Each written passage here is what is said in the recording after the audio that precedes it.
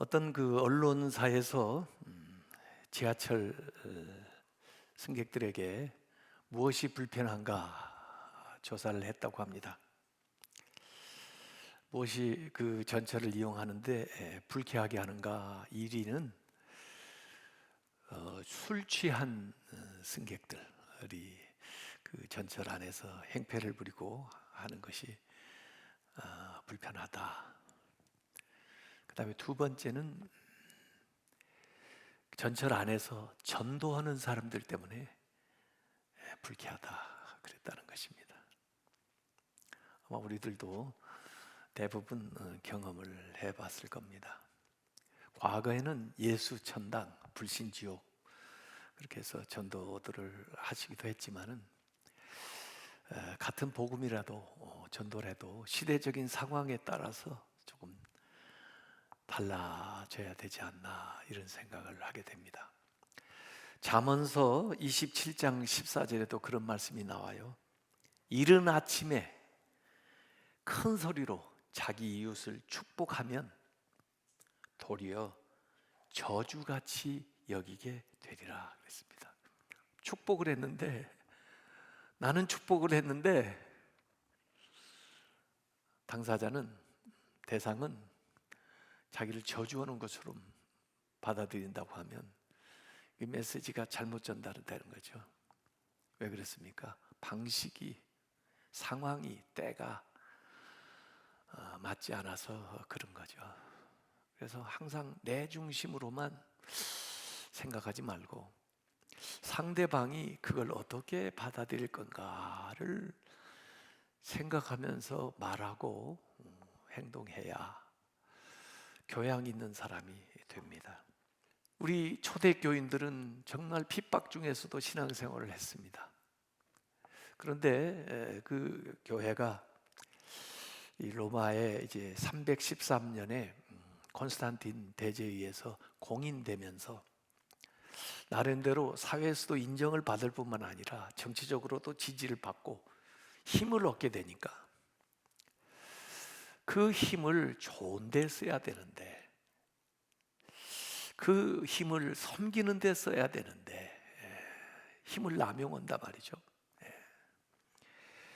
그래서 다른 사상이나 종교에 대해서 불관용적이고 폭력적으로 그렇게 힘을 행사해서 다른 견해를 가지고 있는 그 내부에 있던 사람조차도 이단으로 규정을 하고 적그리스도라고 표적을 하고 또 외부에 있는 다른 종교에 대해서는 십자군을 결성을 해서 타도하고 진멸하고자 하는, 그래서 수차에 걸쳐서 정복 전쟁을 벌이는 이런 일들을 하나님의 이름으로 행했던 역사가 있습니다. 가톨릭은 카타리파, 왈도파, 존 위클리프, 얀 후스 같은 종교개혁의 선구자들을 잡아가지고 처형을 하는데 화형을 시킨 일들도 있었고, 그래서 개신교가 태동할 때부터 수많은 박해를 받았는데 그 개신교와 가톨릭이 같은 하나님을 믿는다고 하면서도 종교 전쟁을 통해서 수없이 많은 사람들이 희생이 됐고, 그런 어려움을 당하고 태동된 개신교도 역시 마찬가지로 세속 권력을 힘입어서 교조주의적이고 이단을 정죄하고 처형하고 종교 전쟁을 일으키는 잔인한 역사들을 이어온 것이 교회사의 사실입니다. 누구보다도 앞장서서 용서하고 사랑하고 관용을 베풀어야 되는 기독교가 적대적이고 배타적이고 타자를 마귀화하는 이런 일들을 일으키면서 안 믿는 사람들에게 참 이 기독교가 너무나 무례하다, 너무나 호전적이다, 그런 인식을 심어준 것들이 있습니다. 물론 구약 전쟁, 구약에도 보면 정당한 전쟁 해가지고 전쟁 얘기가 많이 나오죠. 그리고 그 전쟁을 수행하는 데서 굉장히 잔인한 이야기들이 나옵니다. 지금은 그런 전쟁은 아니라도 영적 전쟁 해가지고 마귀들하고 싸우는 건 중요한데 자기와 반대하는 사람들을 마귀처럼 그렇게 여기고 투쟁하고 싸우고 하는 것들은 건강한 신앙이 아닙니다. 저는 찬송가 속에도요 굉장히 군가가 많이 들어있어요. 그래서 우리가 신앙의 싸움은 물론 중요하지만은 다른 믿지 않는 사람들에게 우리가 너무 호전적으로 보이지 않겠나. 너무 흑백 논리로 이분법적으로 세상과 하나님 나를 나누어서 생각하면서 선교하는 것 자체도 너무 공격적인 그런 방식을 취하고 있지 않는가 하는 생각을 하게 되는 거죠. 이런 것이 계속 강화되면은 믿지 않는 사람들을 무시하고 정죄하고 이방인 취급하고 스스로는 영적으로 교만해져서 자기 스스로 의롭다고 생각하고 선민의식을 가지고 영적으로 교만해지는 그런 좋지 않은 모습들을 보이게 되는 겁니다. 아마 처음에는 영혼에 대한 사랑에서 그랬고 진리에 대한 열심에 대해서 그랬을지 모르지만은 이것이 과하면 과요불급이라고 하나만도 못한 결과를 초래할 수밖에 없다는 거죠. 그래서 성경에는 성령의 은사도 있지만 성령의 은사보다 더 중요한 게 성령의 열매.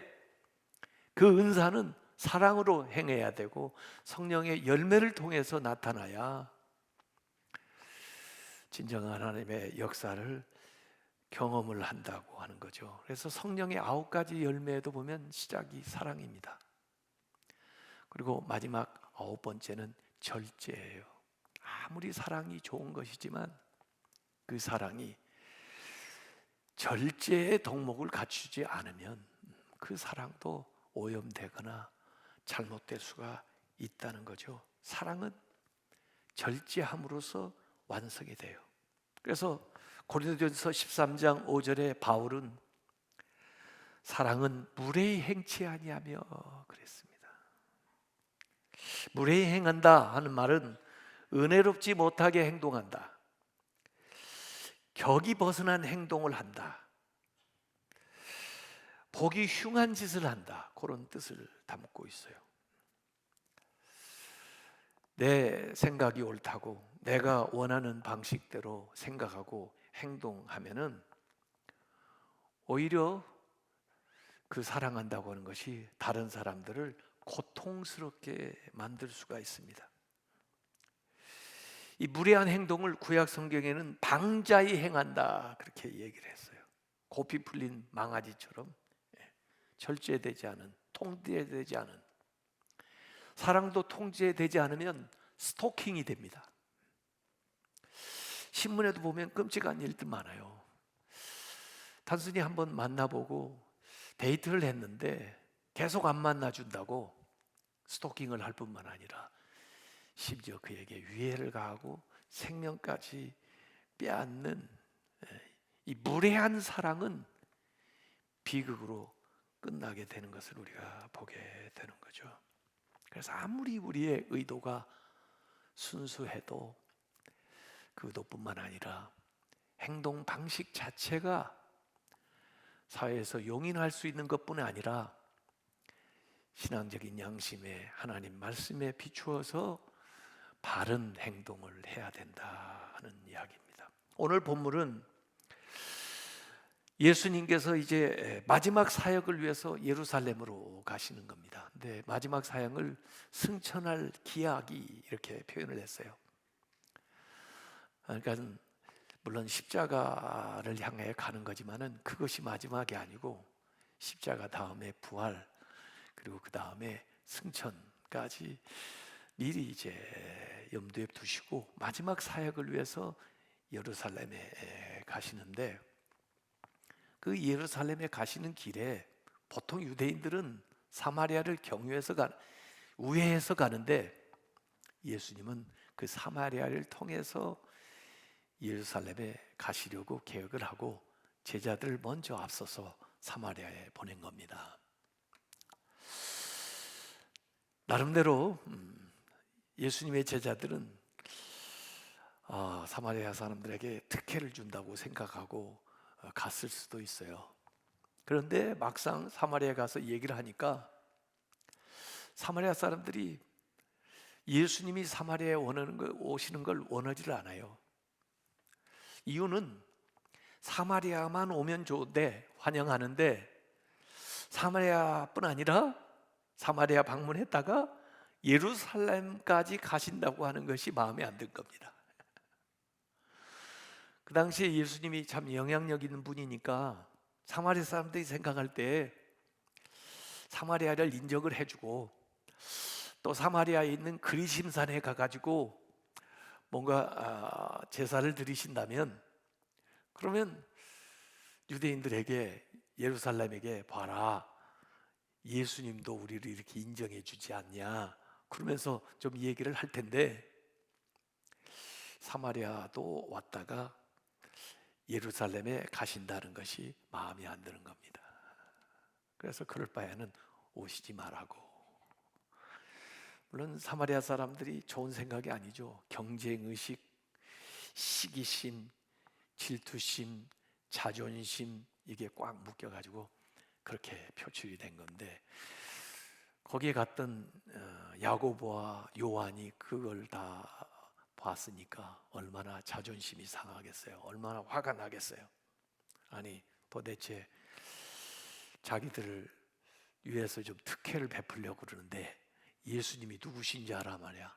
예수님이 누구신지도 모르고 지금 예루살렘에 가시는 목적도 모르고 지금 예수님이 하시는 일이 얼마나 중요한 일인데 말이야.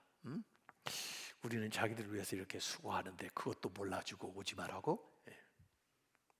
그래서 아주 다혈질인 이 야고보와 요한이 예수님에게 건의하는 내용이 9장 54절에 나오는 거예요. 주여, 우리가 불을 명하여 하늘로부터 내려 저들을 멸하라 하기를 원하시나이까? 명령만 내리십시오. 우리가 불 내려가지고 저 녀석들 한번 뜨거운 맛을 좀 한번 보게 해주게요. 이렇게 얘기하는 거죠. 이들이 원래 보아너게라고 예수님이 그 두 형제를 얘기했는데 우리의 아들, 불같은 성격이요. 아마 구약의 엘리야를 생각했는지 모릅니다. 엘리야가 불을 내리는데 물론 갈멜산에서 기도해서 불이 내려오기도 하지만 사실은 열왕기하 1장 10절에는 그 아하시아 왕이 엘리야를 잡으려고 군사 50명을 보냈는데 그때도 불을 내려서 그들을 혼내줘요. 또 2차 그때도 불을 내려서 혼내줘. 아마 그걸 생각했던 것 같아요. 그러면서 우리도 불을 내려서 이 사마리아 사람들을 좀 혼내줄까요? 그래요. 근데 저는 이 말도 말이지만 참 이 제자들이 참 가관이다. 아니 자기들이 무슨 능력으로 불을 내려요? 아니 자기들이 얘기하면 하나님이 불을 내려줄 것 같아요? 그런 일에 쓰는데 예수님 따라다니다 보니까 자기들이 예수님처럼 됐어요. 어느덧 하나님 위치에 올라가가지고 다 판단하고 있어요. 그리고 심판하려고 해요. 참 성경에 그런 대목들이 좀 나옵니다. 그런데 잘못한 건 잘못했다고 그래야지 그걸 따라가는 거 별로 안 좋습니다. 제가 설교를 한 번도 안 해본 대목이 있어요. 그게 뭐냐면 엘리사가 아마 대머리였나 봐요. 애들은 뭐 와서 조롱하고 놀리는 거 좋아하잖아요. 열왕기하 2장 23절에 보면 대머리여 올라가라, 대머리여 올라가라. 대머리 계속 더 올라가면 어떻게 해요? 엘리사가 좀 화가 났나 말이에요. 엘리사가 애들인데 그 40명 저주를 했어요. 그랬더니 곰들이 곰 2마리가 나타나가지고 애들을 찢어 죽였다. 설교할 수 있어요? 설교하려면 많은 말이 필요해요. 많은 말을 하고도 본전 찾기가 힘들어요. 아마 그때 특별한 상황 속에서 특별한 일들, 특별한 의미가 담겨 있을 거예요. 근데 지금 상황하고는 완전히 다릅니다. 그래서 해석상의 주의가 필요한 것들이죠. 참 이 예수님의 제자들이 얼마나 오만한가, 얼마나 무례한가 하는 것들을 엿볼 수가 있어요. 그래서 예수님도 그 제자들을 꾸짖었습니다. 그게 무슨 말이냐? 그들이 그러면 돌아가지 뭐. 그래서 우회해서 예루살렘에 가셨다는 이야기입니다. 저는 아쉬운 것은 이 사마리아 사람들 그 예수님 마지막 예루살렘 가시는 길인데 예수님을 받아들였으면 거기서 뭔가 기적적인 놀라운 역사들이 일어났을 텐데, 자기들한테 좋았을 텐데 그걸 그 기회를 놓쳤나 해서 아쉽기는 해도 어떡하겠어요? 주님이요, 내가 문 밖에서 두드린다 그러세요. 뭐 힘이 없어서 두드리고만 계셔요? 두드리다가 안 열어주면 발로 차고, 그래도 안 열어주면 부시고 들어와요? 그런 분이 아니에요. 두드리다 기다리다 열어주지 않으면 그냥 가세요.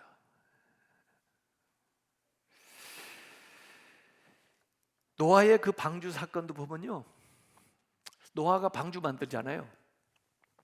노아가 모든 걸 다 만들었을 거 아니에요. 문도 만들었을 거 아니에요. 그런데 홍수가, 비가 내리는데 문을 안 닫아요. 그러니 어떻게 해요? 하나님이 노아를 안에 넣으시고 하나님이 문을 닫았다, 그렇게 창세기 나와요. 뭐 노아가 손이 없나요? 아니요. 우리는 심판하는 것이 우리의 임무가 아니고 마지막까지 전도하는 일, 마지막 한순간까지 한 사람이라도 구원하는 것이 우리의 일이고, 심판하는 일은 하나님께 있어요. 나를 심판자로 세운 게 아니에요. 같은 비슷한 기사가 또 한 번 마가복음 9장 38절에 나옵니다. 어떤 자들이 말해요. 예수님의 이름으로 귀신을 쫓아냈나 봐요. 그래가지고 요한이 와가지고 자기가 잘했다고 예수님에게 보고하는 거예요. 선생님, 우리를 따르지 않는 어떤 자가 주의 이름으로, 주님의 이름으로 귀신을 내쫓는 것을 우리가 보고 우리를 따르지 아니함으로 이유예요, 금하였나이다. 잘했지요? 하고 얘기하는 거죠. 우리 편 아니니까, 우리하고 같이 다니는 사람이 아니니까, 우리 동료가 아니니까 못하겠습니다.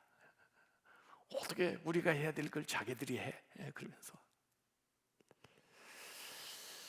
여러분, 이거 가만히 생각을 해보세요. 귀신 쫓아내는 일이 좋은 일이에요, 나쁜 일이에요? 좋은 일이죠. 선한 일이죠. 그리고 귀신이 누구예요?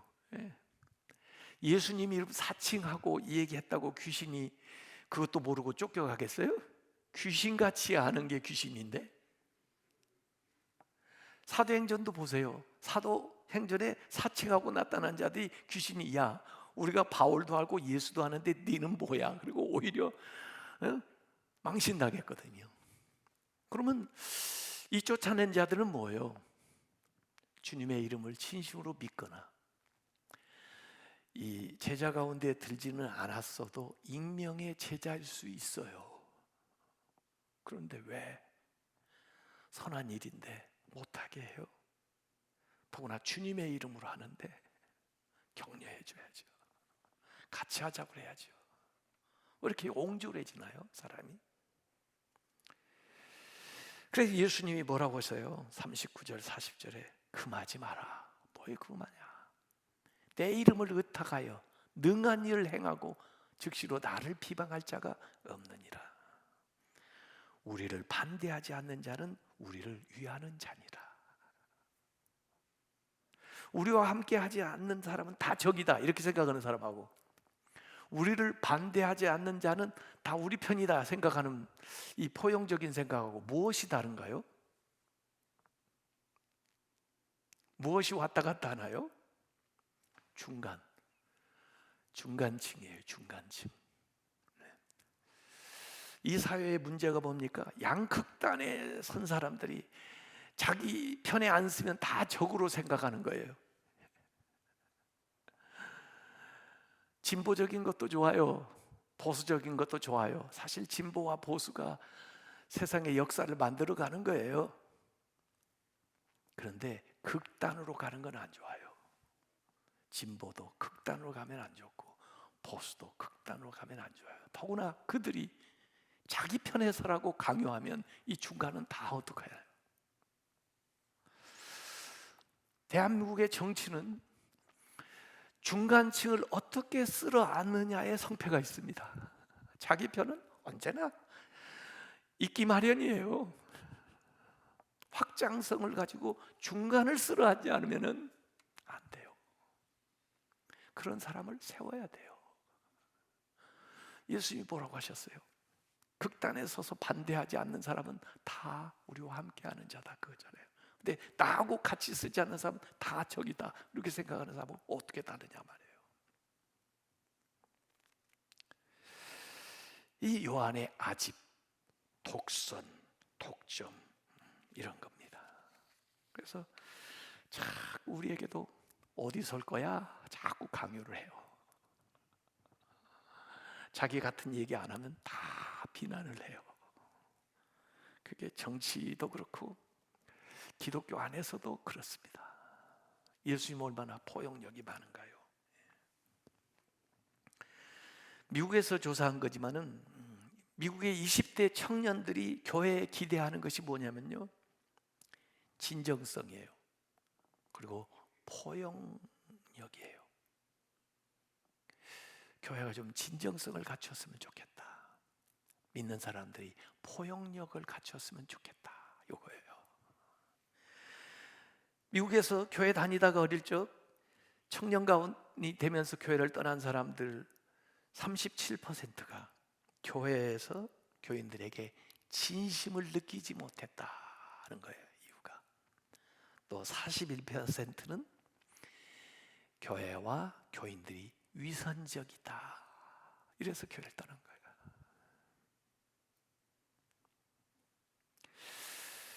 교회하고 교인이라고 완벽할 수는 없죠. 그렇지만 정직해야 돼요. 또 포용하는 마음을 갖춰야 되는 거죠. 대개 하나님의 계시를 받은 것처럼 극단적인 얘기를 하는 사람들이 있는데요, 하나님이 주시는 지혜는 뭔지 아세요? 야고보서 3장 17절에 보면 오직 위로부터 난 지혜는 첫째 성결하고, 다음에 화평하고, 그 다음에 관용하고 양순하며 긍휼과 선한 열매가 가득하고 편견과 거짓이 없나니. 이걸 갖추고 하나님이 주신 지혜라고 얘기하라고 하세요. 제가 듣겠습니다. 받아들이겠습니다. 그러나 그렇게 극단으로 얘기하는 사람들은 대부분 없어요. 이게요, 편견하고 관용하지 못하고. 예수님은요, 심지어 예배보다도 화목을 원하셨습니다. 원망 들을 만한 일이 있어 화목하고 가서 예배를 드려라 해요. 예수님이 가르쳐 주신 기도에는요, 기도 전에 용서하라고 그랬어요. 내가 나한테 잘못한 사람을 용서한 것 같이 저를 용서해 주세요. 내 회개 전에 다른 사람을 용서하라고 그랬다고요. 용서도 하지 않고 회개하고 화목하지도 않고 예배드리면 그게 주님의 뜻이에요. 자기의 열심과 하나님을 위한 열심을 구별해야 됩니다. 자기 열심을 하나님의 열심으로 착각하고 다니는 사람 많이 있습니다. 자기의 의와 하나님의 의를 구분할 줄 알아야 됩니다. 자기의 의를 세우기 위해서 나아가는 자들이 있어요. 그래서 이 예수님의 제자들은 변화가 됐어요. 그래서 야고보는 최초의 순교자가 됐고, 요한은 사랑의 사도로 마지막까지 사명을 감당했어요. 기독교의 진정한 용기는 환대하는 겁니다. hospitality, 용납하는 거예요. 히브리서 13장 2절에 손님 대접하기를 잊지 말아라. 그렇게 자꾸 하다 보면 부지 중에 천사들을 대접하는 일이 있느니라. 천사를 대접하려고 온 게 아니고 자꾸 하다 보니까 아브라함처럼 천사를 대접하게 되고, 심지어 롯처럼 천사를 대접하게 돼서 복을 받는 거예요. 이건 기독교의 정신입니다. 교회 지도자, 장로가 되려면 필수 자격으로 친절 베푸는 사람인데, 디모데전서 3장 2절에 책망할 것이 없으며 한 아내의 남편이 되며 절제하며 신중하며 단정하며 나그네를 대접하며 가르치기를 잘하는 그런 사람을 세우라는 거예요. 교회사 역사에 보면 극단적인 보수주의자들의 그 잘못된 열심이 하나님의 일을 얼마나 그르쳤는지 모릅니다. 중세시대에는 마녀 사냥이라고 해서 잔혹한 일을 벌였고, 신앙이 이데올로기가 돼서 수없이 많은 종교 전쟁을 치렀고, 그 종교의 미명하에 사륙을 자행을 했어요. 심지어 히틀러 같은 사람도, 그 동조하는 사람들이 그 유대인 600만을 학살할 때 그 잔인한 자신의 행동을 합리화하기 위해서 저들이 예수님 십자가에 못 박은 자들 아니야, 죄값 치르는 거야, 그렇게 얘기를 했습니다. 세상에 악한 것이 많지만은, 악한 일들이 많지만은 제일 악한 것은, 종교적으로 악한 것이 제일 악한 것입니다. 저는요, 이단을 만들고 이단을 이끌어가는 자들, 교주들, 그들은 사람의 육신뿐 아니라 영혼을 죽이는 자들이기 때문에 가장 악한 자들이라고 저는 생각을 합니다. 여러분, 왜 우리 기독교가 이럴 위험성이 있습니까? 잘 생각해 보세요. 우리 모든 종교 가운데 이런 위험성이 있는 게 사실 기독교고, 그 다음에 이슬람이에요. 왜 그런지 아세요? 우리는 유일신 하나님 한 분을 믿습니다. 다른 종교처럼 여러 신을 믿는 게 아니에요. 힌두교나 불교나 뭐 다른 어떤 것들하고 우리가 참 타협하기가 힘든 게, 우리는 하나님 한 분을 믿습니다. 종교다원주의 받아들일 수가 없습니다. 구원의 방법, 우리는 예수 그리스도를 통해서만 구원받는다고 믿기 때문에 다른 방법을 용인할 수가 없어요. 그래서 우리 자체가 그냥 있어도 세상 사람들한테 독선적으로 보일 수밖에 없어요. 배타적으로 보일 수밖에 없는 그런 신앙을 우리가 가지고 있는 것입니다. 저는 이걸 어떻게 비유하고 싶냐면, 우리는 아주 날카로운 검을 가지고 있는, 우리 양날을 가지고 있는 이 검을 이 칼집 속에 잘 보관하고 있지 않으면 자신도 상해하고 남도 상해할 수 있는 이런 복음을 우리가 가지고 있는 거예요. 그러니 얼마나 주의를 해야 되겠습니까? 얼마나 신앙 인격이 더 고상해져야 되겠습니까? 얼마나 세상의 교양보다 더 교양 있는 사람이 되어야 되겠습니까? 그런데 그걸 갖추지를 못하고 이 귀중한 복음을 가지고 있는데 이걸 함부로 휘두르면 어떻게 되겠습니까? 기독교인들은 그 진리에 대한 확신이 강하기 때문에 타 문화나 타 종교나 다른 가치관들을 쉽게 변화하고 깎아내리고 또 심지어 악마화할 수 있는 위험이 있던 거예요. 그래서 더 주의해야 되는 것입니다. 요나서를 읽어보세요. 요나서는요, 사실은 니느웨의 회개가 핵심이 아니에요. 요나서의 핵심은 요나의 회개예요. 사도행전 10장에 나오는 고넬료 사건도요, 고넬료 회개가 핵심이 아니고 베드로의 변화가 핵심이에요. 하나님이 하시고자 하면 얼마든지 다른 방법을 통해서 고넬료 회개시킬 수 있고 니느웨 변화시킬 수 있어요. 근데 왜 베드로입니까? 왜 요나입니까? 그들의 생각이 너무 민족적이에요. 편협해요. 그래서 그걸 변화시켜 주는 거예요. 하나님은 우리가 다른 민족, 심지어 원수 같은 민족, 다른 믿음을 가지고 있는 사람조차도 사랑하고 너그럽게 대하고 그들을 구원할 수 있는 일에 기여하기를 원하시는 거예요. 요나는 완고하고 무뚝뚝하고 이기적이요, 이방인의 생명 몇십만 정도는 나에게 도움을 주는 이 박넝쿨 하나만 또 못하게 생각하는 거예요. 이 박넝쿨 하나 없어지는 것이 저 많은 사람이 죽는 것보다도 더 애타고 더 가슴 아픈 거예요. 아니, 그게 사람입니까? 어찌 하나님이 우리 믿는 사람만의 하나님입니까? 제가 계속 강조했죠. 믿지 않는 사람은 우리의 미래입니다.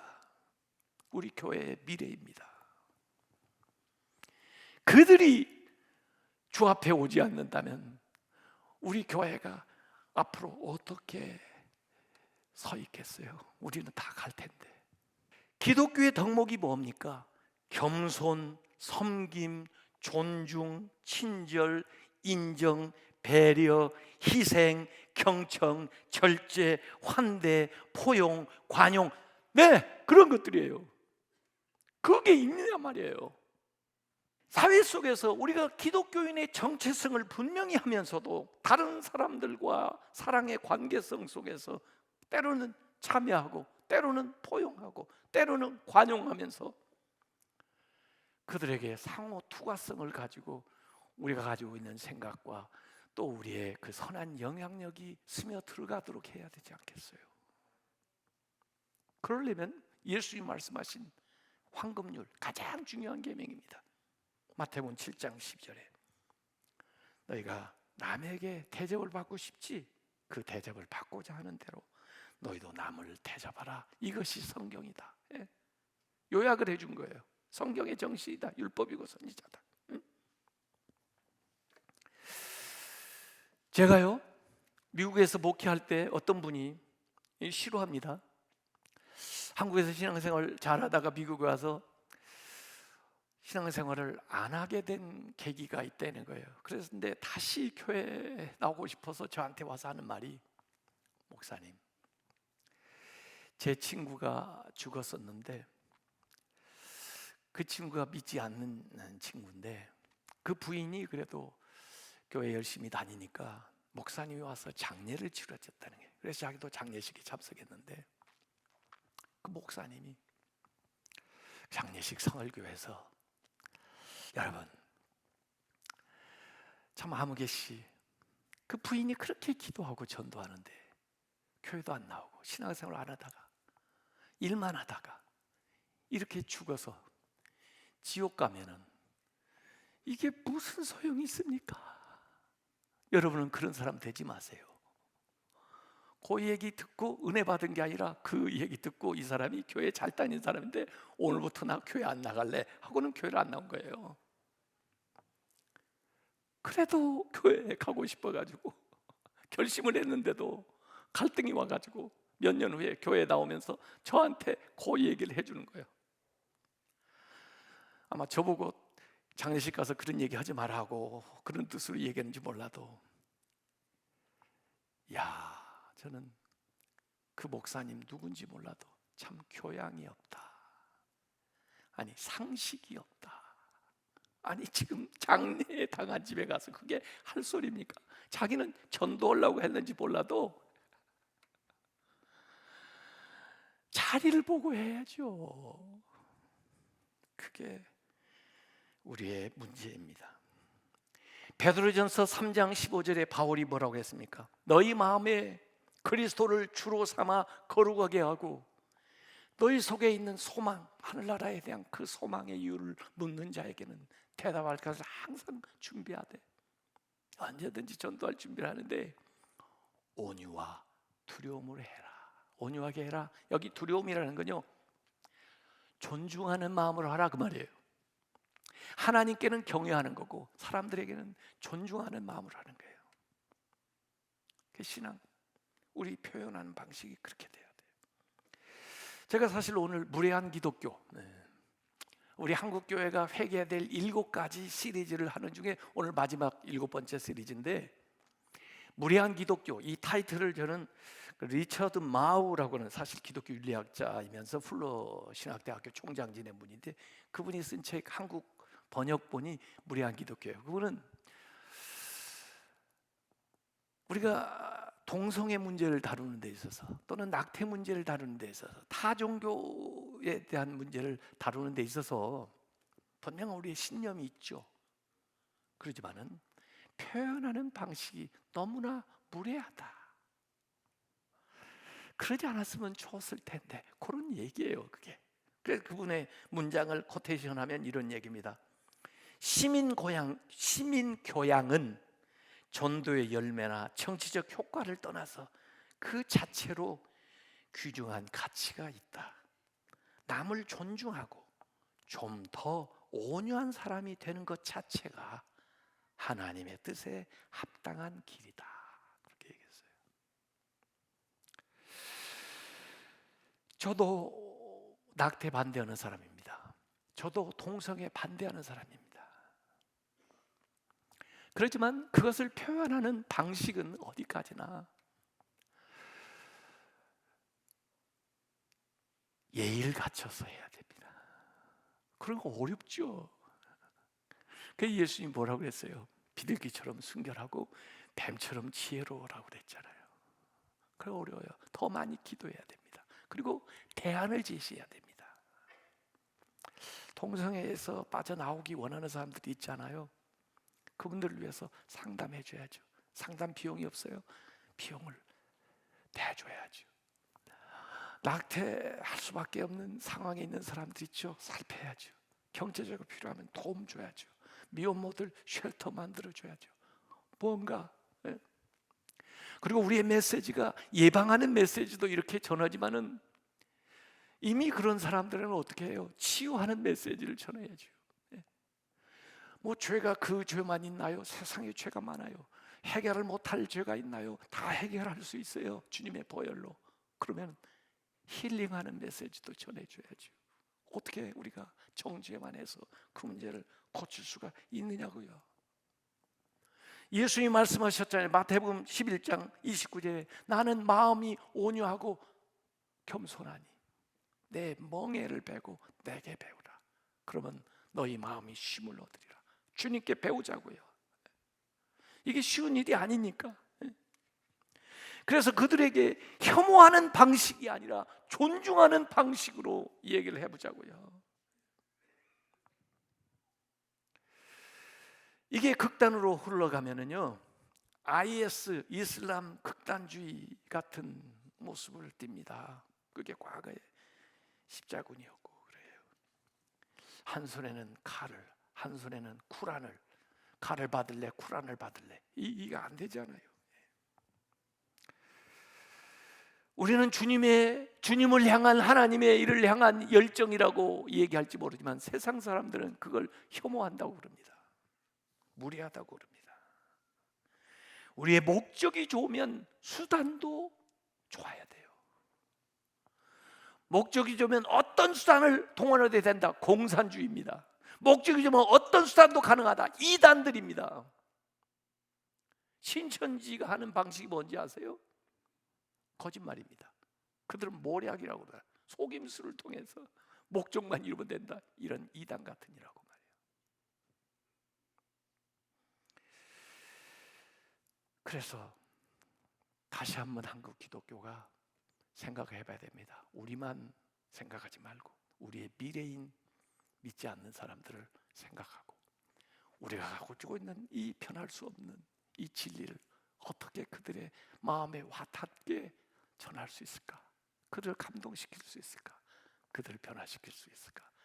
그들을 우리와 함께하는 사람으로 만들 수 있을까? 한번 생각을 해봐야 됩니다. 그래서 우리 삶에서 말이나 행동에서 교만했거나 무례했던 것들을 다 좀 내려놓고 회개하고, 예수 그리스도의 그 길을, 그 십자가의 길을, 이 길에서 우리에게 보여주신 그 모델을 따라서 살아가는 성도들이 다 되시길 주님의 이름으로 축원합니다. 기도하겠습니다. 아버지 하나님, 부족한 게 너무 많습니다. 오늘 우리의 모습이 바로 세상 사람들이 우리에게 이 얘기하는 것입니다. 하나님, 이것은 우리가 바라는 모습도 아니고 우리의 진짜 모습도 아닙니다. 아버지 하나님, 우리 안으로부터 변화가 일어나서 우리에 대한 이러한 인식들을 바꾸어 나갈 수 있도록 우리를 이끌어 주시고 사용하여 주시옵소서. 예수님의 이름으로 기도합나이다.